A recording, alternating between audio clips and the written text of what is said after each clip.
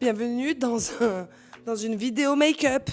Je rigole, la meuf elle a rien compris. Vous savez quelle heure il est là? Il est 21h43. Voilà, c'est tout ce que j'ai à dire. Il est 21h43 de vendredi. La vidéo va sortir dimanche. Voilà.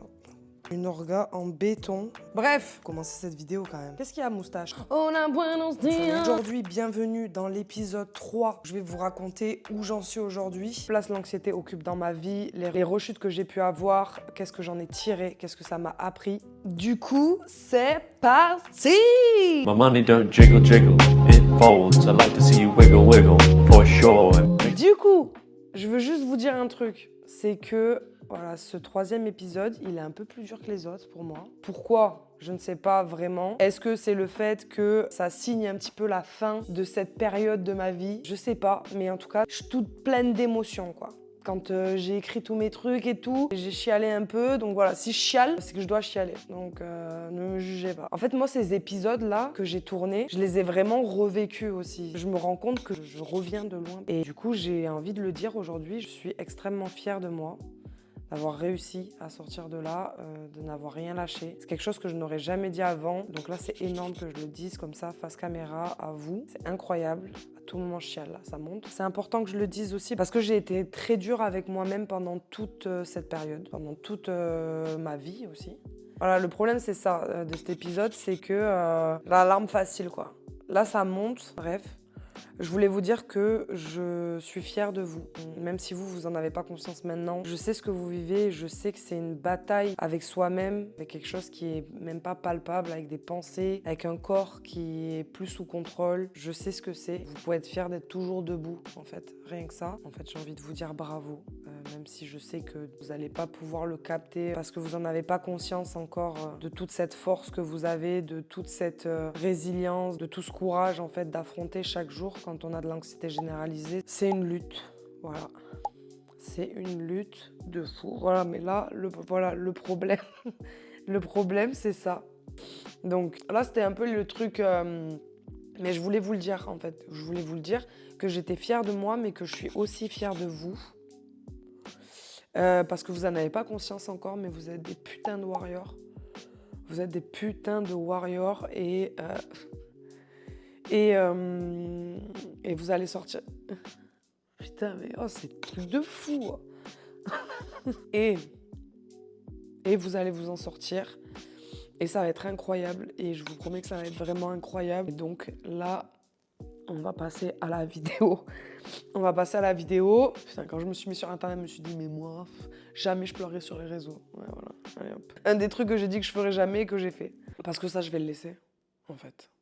Parce que c'est comme ça, c'est moi. C'est comme ça. Donc là, peut-être, je vais chialer un petit peu et puis je vous reprends. A few moments later. Est-ce que j'ai une tête de folasse? Bon, déjà, sans avoir pleuré, j'ai déjà une tête de folasse. Mais du coup, voilà, cette vidéo, comme je vous ai dit, elle est un peu plus difficile que les autres. Il y a ça, je voulais vous faire passer. C'était important pour moi de vous dire ces quelques mots.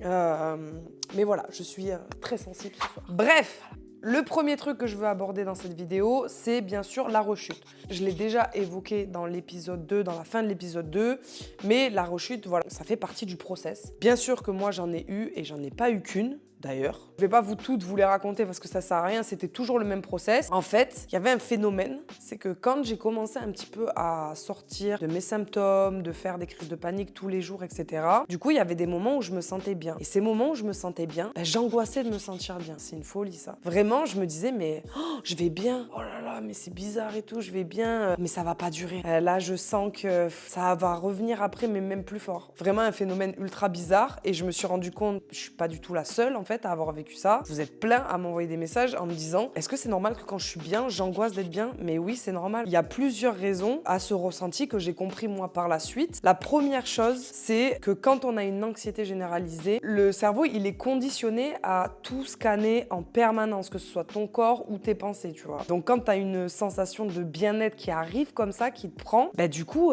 c'est pas normal. Ça te déstabilise, tu vois, ça déstabilise. Tu te demandes, ah mais c'est quoi ça? C'est quoi ce truc? Mais c'est pas normal que je me sente bien là. Il y a une crise d'angoisse qui va arriver, c'est pas possible. Et là, généralement, ça se peut que du coup, à la suite de ce genre de pensée, bim, une crise de panique alors qu'à la base, t'étais bien, tu vois. La deuxième chose, c'est t'as peur que ça dure pas cet état-là. tu te mets la presse, quoi. Tu te dis, oh là là, je suis bien, mais quand ça va revenir, mais ça va être encore plus fort, ça se trouve. Donc ça, pareil, quand on a vécu des mois, voire des années d'anxiété généralisée, ben, ça peut être angoissant parce qu'il ne faut pas oublier que l'anxiété, c'est quelque chose qui te fait toujours penser au pire. Donc même dans des moments comme ça de bien-être, on va dire, eh ben, tu peux pas t'empêcher de te dire non, mais ça va pas durer ça va pas durer cette histoire. Donc tu as cette peur-là et ça, pareil, ça peut engendrer une crise de panique. Et le troisième truc, c'est qu'il faut savoir que le cerveau, il est addict à l'anxiété. Quand ton anxiété, elle s'est installée pendant des années, ben, si tu veux, c'est devenu ta zone de confort en fait.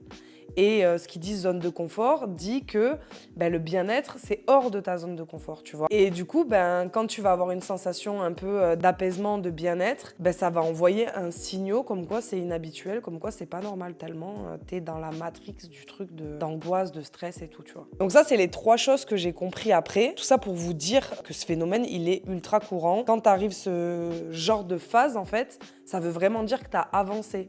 Parce que ce qu'il faut retenir en soi, c'est que tu as eu un moment de bien-être. Même si l'anxiété, après, elle te rattrape, etc., tu as eu un moment de bien-être où, à un moment donné, tu t'es dit « Ah putain, je suis bien, mais comment ça va se passer la suite, quoi ?» Mais tu as été bien, tu vois, tu t'en es rendu compte. Donc ça, déjà, c'est un grand pas. Et comment tu peux pallier à ça? Donc déjà, il y a toutes les petites techniques que j'ai données dans l'épisode 2 qu'il faut continuer, toutes les petites routines, vraiment que tu continues à prendre soin de toi, prendre soin de ton corps, à faire des trucs qui te plaisent, à occuper ton esprit, à le distraire.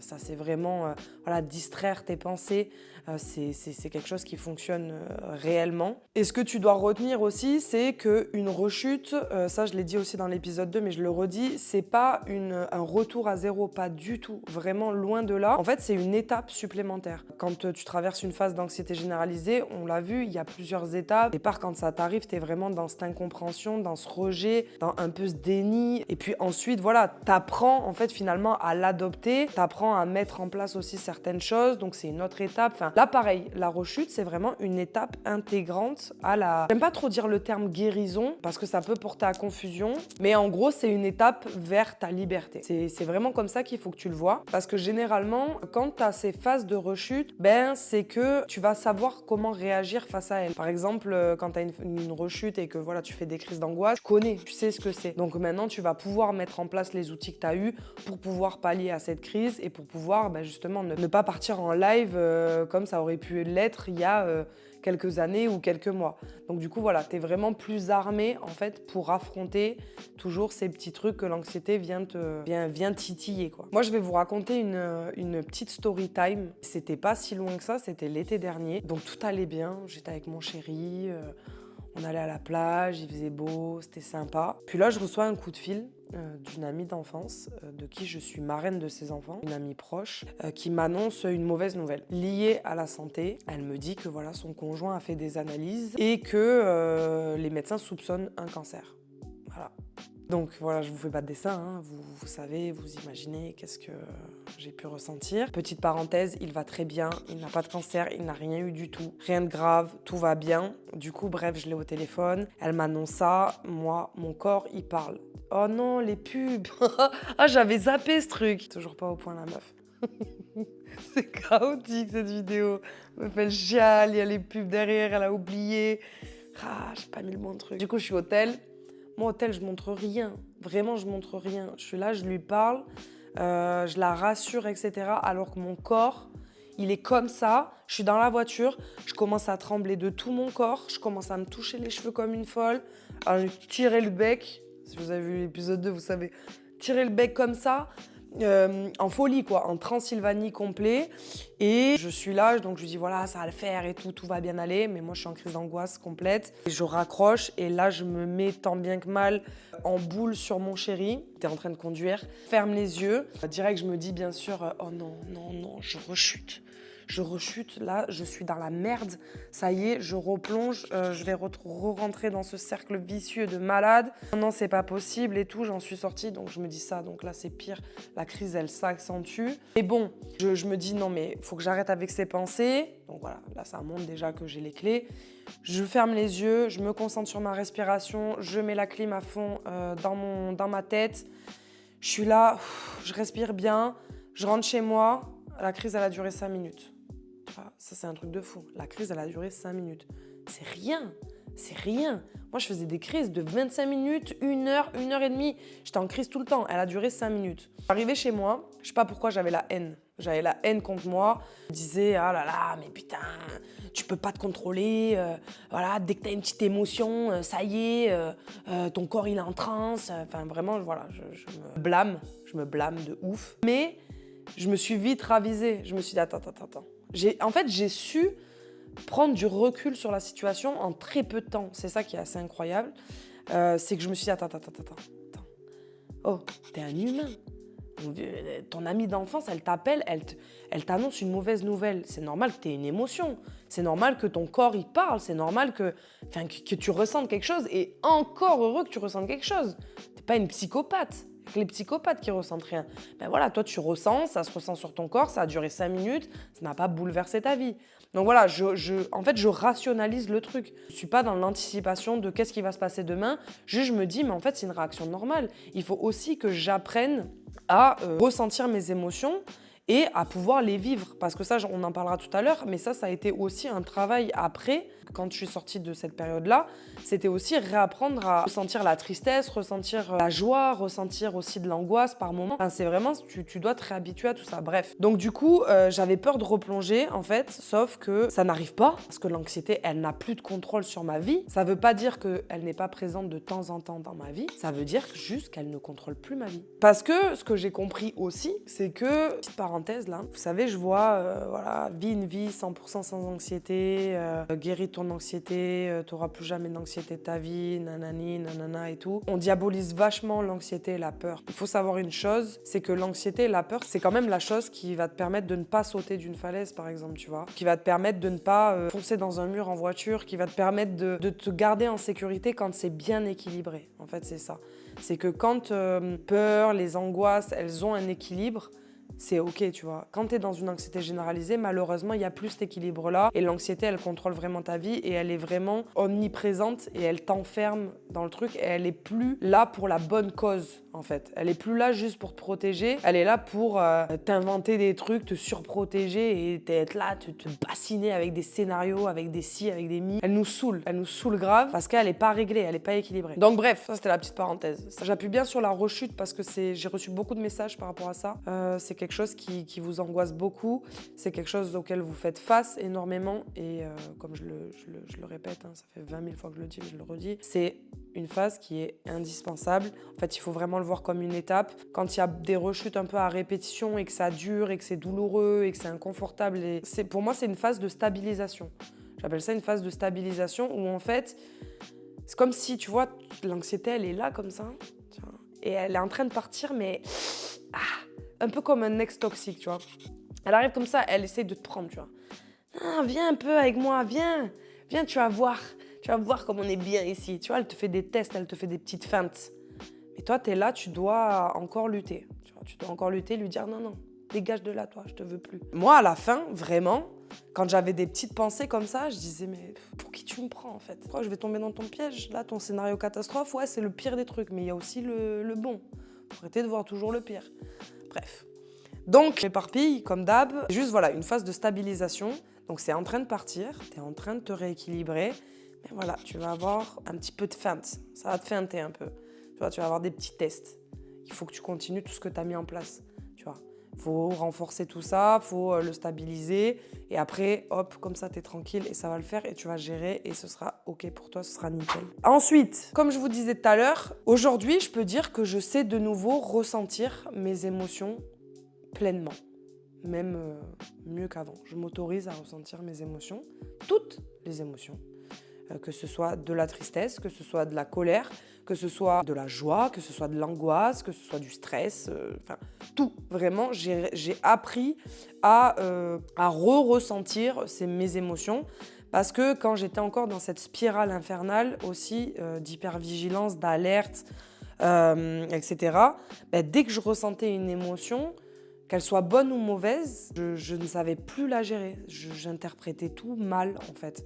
Même les petits moments de bonheur où je pouvais me mettre à rire, par exemple, ben, quand tu ris, tu sais, t'as un peu peut-être le cœur qui bat un peu vite. Tu sais, il y a des petits trucs qui se passent dans ton corps. T'as un peu d'adrénaline. T'as tous ces petits hormones du bonheur qui font un peu la java dans ton corps. Du coup, tu ressens des trucs dans ton corps. Et ben moi, ça me faisait flipper aussi de ressentir ça, de rire trop fort et que du coup, je le ressens dans mon corps. Enfin, vraiment, il y avait plein de petits trucs comme ça. Et aujourd'hui, ben, je vis mes émotions à 3 milliards de %. Je n'en ai plus peur. C'est assez génial. Je peux même dire que je pense que j'ai bien rattrapé le truc. Parce que vraiment, j'ai jamais vécu en fait à... Là, je peux même pas dire 100%, mais c'est vraiment à 1000%. C'est vraiment, je vis à 1000%. Je kiffe, quoi.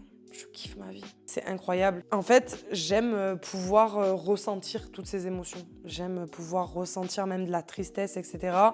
Je me dis, mais c'est ça qui anime la vie aussi, quoi. C'est toutes ces émotions-là, c'est tous ces trucs qui se passent dans le corps quand, je sais pas, t'es avec ton chéri puis que t'as des papillons, tu vois, ou que tu vas faire un truc un peu excitant, tu dois faire soit un voyage ou aller à un dîner, même des fois t'es pas trop à l'aise, puis t'as un peu d'excitation, mais t'as un peu d'appréhension, donc tu le ressens un peu dans ton corps et tout.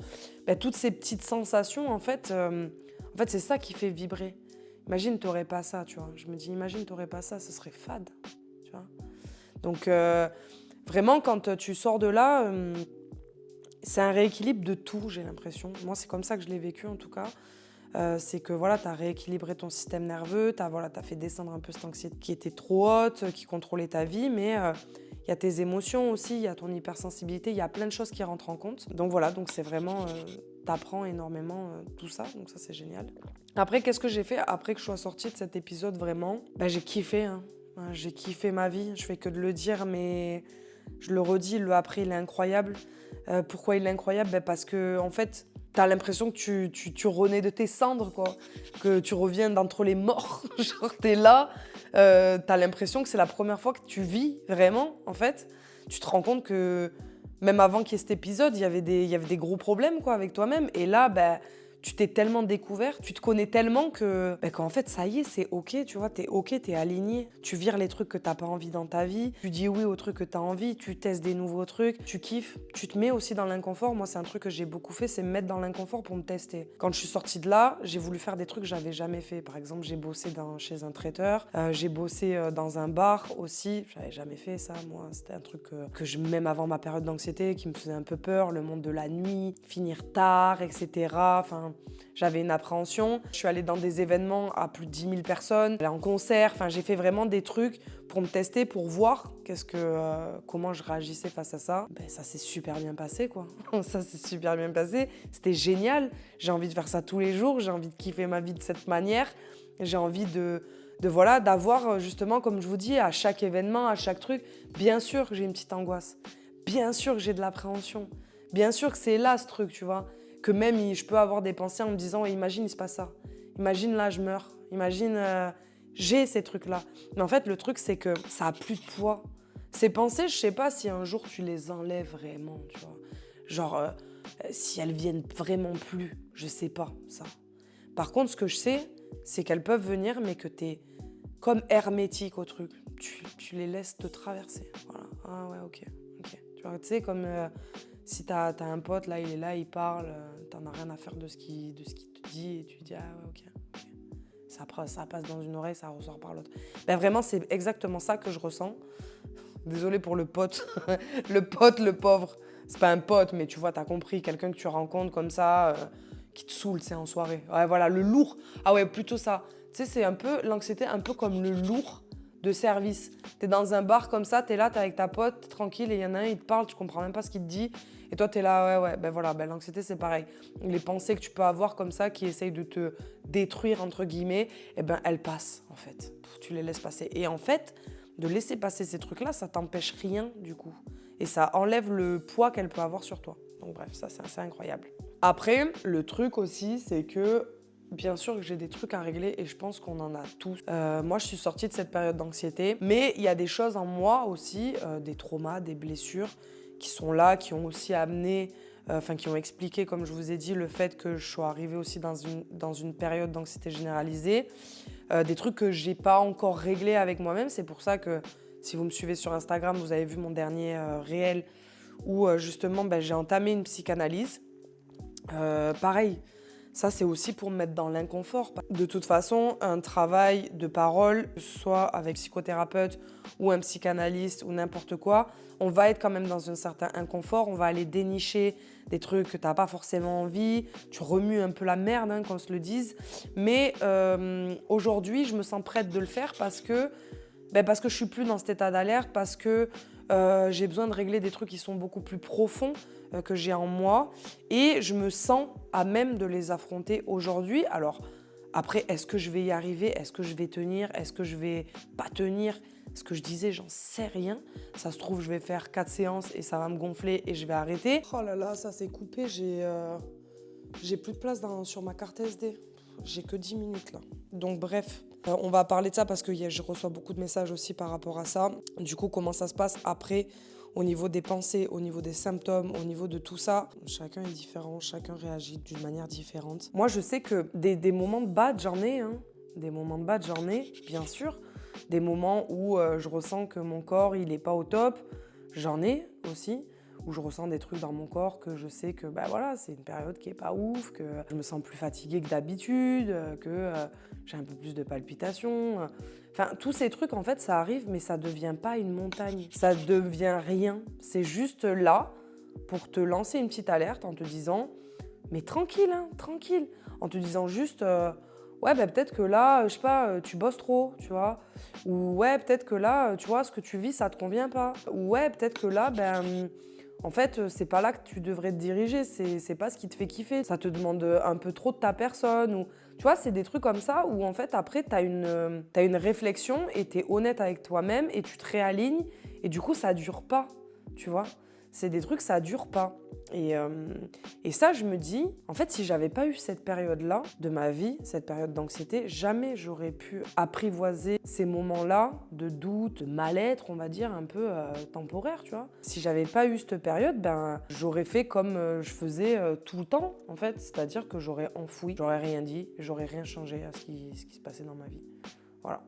Donc là, non, ça m'a juste appris à m'écouter, en fait, tout simplement. En fait, c'est juste ça. Je m'écoute maintenant, je fais ce que j'ai envie, je vois qui j'ai envie, je décide, en fait. Je décide de ma vie, je décide ce que je veux, je fais part aux gens aussi de ce que je veux, de ce que j'attends. Je me suis mis en priorité, en fait. Voilà, je me suis mis en priorité. La priorité dans ma vie, c'est moi, et j'ai pas peur de le dire. Et c'est pas égoïste, c'est la base, en fait. C'est la base, même pour être bien avec les autres. Il faut que tu sois bien avec toi-même. Et pour être bien avec toi-même, il faut aussi que tu te priorises, tu vois, sans négliger les autres, hein, c'est pas ce que ça veut dire, mais il faut que tu sois bien dans tes basques, quoi. C'est ça que ça veut dire. Jamais je n'ai re-eu des trucs que j'avais pendant ma période d'anxiété. Jamais, jamais. Ça ne m'arrive pas. Mon corps n'a jamais été en alerte comme il a pu l'être. Et puis comme je vous dis, même si j'ai des petits symptômes à des moments, ça va juste me permettre de me remettre en question. Mais déjà, j'en ai plus peur parce que je les connais, parce que je sais pourquoi ils sont là, parce que je sais ce qu'ils veulent dire. Et ça me permet juste d'agir, en fait. Donc c'est ça qui est incroyable. Ensuite, pour les pensées qui peuvent être intrusives, les scénarios catastrophes, tous les trucs comme ça, c'est pareil. C'est pareil. Moi, je vais pas vous mytho, hein. Je vais pas vous dire que des fois, quand ma mère ou mon frère il répond pas, ou même mon mec, j'ai le petit truc, quoi. Le petit truc qui arrive. Oh là là, punaise, ils ont peut-être fait un accident, tu vois, de voiture. Mais en fait, ça fait comme ça, genre. Je sais pas si vous arrivez à capter le truc, mais c'est vraiment... c'est là, mais ça passe, ça reste jamais. Il n'y a pas de... je me mets pas en transe, quoi. C'est pas grave. Non, je sais que c'est le pire des cas, en fait. J'ai compris que c'était le pire des cas. J'ai compris aussi que c'était l'anxiété qui faisait ça. Et que je pense que, toute ma vie, j'aurais peut-être une tendance à être dans l'anticipation. C'est des pensées vraiment qui te traversent, en fait, finalement. Comme c'est des symptômes qui te traversent et qui te permettent d'actionner quelque chose. Donc vraiment, l'anxiété, elle a plus de place dans ma vie, en fait. Elle a plus de contrôle, elle a plus rien. Juste, elle peut apparaître comme ça de temps en temps sous certaines formes. Et en fait, c'est OK de ouf. Parce que, comme je vous ai dit, c'est des émotions qui sont nécessaires au bon fonctionnement. En fait, depuis que je suis sortie de là, vraiment, le truc que je veux vous dire, c'est que j'ai l'impression que c'est la première fois que je vis. Voilà. Vraiment. C'est la première fois que je vis ma vie. et qu'elle me ressemble. Déjà de partager tout ça avec vous, de recevoir tous vos messages, de vraiment avoir ce rôle-là, je pense que c'était vraiment écrit. Quand je fais un peu la rétrospective de toute ma vie, je me dis mais c'est tellement évident. Et si j'ai un truc à retenir, c'est que je remercie cette période-là en fait. Genre vraiment, j'ai eu beaucoup de haine pour cette période. Forcément, quand t'es dedans, c'est tellement chaotique, c'est tellement catastrophique que tu ressens quand même cette haine. Tu te dis que c'est injuste et tout. Mais moi, vraiment, je remercie ce moment parce que ça m'a permis d'avancer, mais à une vitesse déjà incroyable. Et ça a vraiment amélioré ma vie, quoi. Ça m'a vraiment apporté quelque chose qui me manquait. Ça m'a permis d'aller au fond de moi-même, de trouver aussi mes réponses, de trouver qui je suis, en fait, tout simplement. Et je le souhaite à tout le monde. Et je sais que vous allez y arriver parce que vous êtes des warriors et parce que vous êtes encore debout et parce que c'est temporaire, parce que ces périodes-là, ce sont pas ce qui te définissent, mais c'est ce qui te font avancer. Donc voilà, j'espère vraiment que j'ai été assez claire et que j'ai évoqué tous les sujets, enfin tous les petits trucs qui étaient importants que j'avais reçus par message. Après, de toute façon, comme je vous ai dit, là j'avais lancé une FAQ sur mon compte. Vous m'avez posé plein de questions, donc je vais vous refaire une vidéo YouTube pour répondre à toutes vos questions que je dois répondre depuis déjà 5 mois au moins. Mais là, je vais vraiment le faire, promis. Je peux faire promis, juré, cracher même. Je vais pas cracher par terre, mais voilà, vous avez compris. Donc, je vais vous faire cette FAQ où je répondrai à toutes vos questions. Là, je vous envoie tout mon courage, toujours tout mon courage, toute ma force pour les épreuves qui vous restent. J'ai hâte de vous retrouver de l'autre côté, quand vous allez être bien et qu'on va vivre une vie incroyable. J'ai hâte aussi de vous rencontrer. J'ai de plus en plus envie de vous rencontrer, qu'on puisse discuter. Là, c'est virtuel, mais voilà, j'ai vraiment envie qu'on puisse parler, qu'on se prenne un thé ensemble et qu'on se raconte nos lives. Ça serait génial parce que là, je parle devant ma petite caméra, là, mais j'aimerais bien que vous soyez là, quoi, vraiment avec moi, en fait. Donc voilà. Donc, je vous fais plein de gros bisous. Je vais monter tout ça. Je vais pas dormir de la night, mais ça va être bénéfique, cette vidéo, je pense. N'hésitez pas à me faire un retour. Vous m'envoyez plein de messages, mais commentez-moi cette vidéo, s'il vous plaît. Donnez-moi de la force, là. Je vous fais des gros bisous. Je vous donne rendez-vous pour la FAQ et pour plein d'autres choses aussi. Je vais vous faire des vlogs maintenant. Place aux vlogs, tous les petits trucs que je fais. Ça va être sympa aussi. Comment je peux gérer, justement, les petits coups d'angoisse, les petits coups de stress. Ça, c'est génial. Je sais qu'il y en a beaucoup qui m'ont envoyé des messages pour parler de beaucoup de symptômes d'anxiété et plein de sujets autour de l'anxiété aussi, que ce soit l'anxiété dans les relations, de l'anxiété aussi avec la famille, etc. Donc, tous ces sujets-là, on va les aborder. S'il y a des trucs que vous voulez aussi, vous pouvez mettre en commentaire. Et vous pouvez aussi vous abonner. Abonnez-vous, s'il vous plaît. Là, j'ai vu, il y avait 1000 vues et j'ai pas d'abonnés. Je comprends pas, moi. Donc, s'il vous plaît, donnez-moi de la force à fond. Là, je veux de la force. Parce que c'est un truc de fou de faire des vidéos YouTube. Ça demande une prépa de dingue et tout. Enfin, c'est incroyable. Bon, là, vous me voyez, je suis en peignoir et tout. Mais bref, c'est une prépa de dingue. Donc, bref. Je dis beaucoup bref aussi. Gros bisous. Je vais essayer de monter ça. Courage. De la force. Vous n'êtes pas seul, je le répète 20 000 fois, le après est incroyable, vous allez vivre des trucs incroyables, vous allez vivre votre life comme des oufs. Et voilà, gros bisous.